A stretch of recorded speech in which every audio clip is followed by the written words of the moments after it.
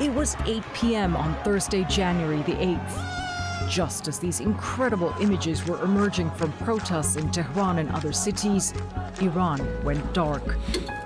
Under the cover of the digital darkness it imposed, the regime launched one of the bloodiest chapters in the history of the Islamic Republic.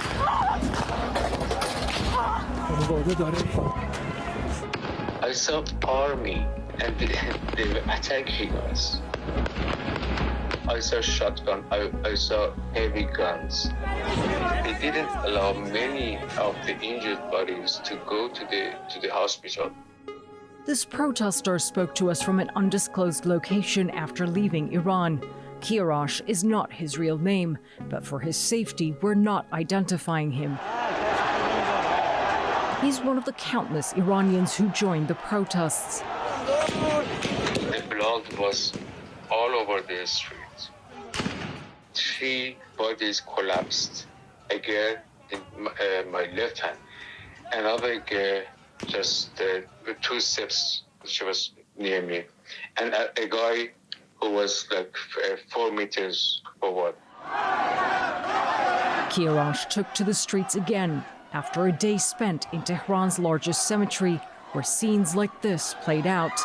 Surrounded by grief, anger, and chaos, he searched through the dead for the body of Nasim, a family friend who was shot in the neck. I saw 2 layers of dead bodies. In my eyes, I can say minimum 1,500 up to 2,000 just in one warehouse. And small bags. I realized that, oh my God, these small bags, they're children's, many of them. His harrowing account is consistent with other testimony and verified visual evidence collected by CNN and human rights organizations from various reported protest sites across the country, pointing to a widespread coordinated armed attack by regime forces, turning the streets of Iran into something that resembled a war zone. They were shooting at us from the top of the building and the Ashrafi Isfahani bridge. They were aiming with lasers and the shooters were shooting people in the face. They massacred people.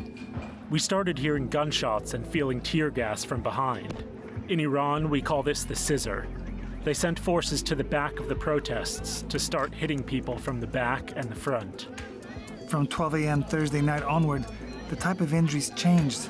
The live rounds started. I've never seen anything like this. The sound of heavy machine guns in the city is something you only see in movies. The little video that has broken through the regime's wall of censorship not only captures the horror, it also shows the forces and weaponry deployed to suppress protest in major urban centers like Tehran and Mashhad. A tactic not previously seen on this scale outside of minority-dominated border regions. This is a regime that has never tolerated dissent, one with a long history of crushing protests violently. But this was like nothing anyone had ever seen before. It's a completely different level of violence and brutality. Mahmoud Amiri Muqaddam has spent his life documenting atrocities committed by the Islamic Republic. He says this crackdown is unparalleled in scope and lethality.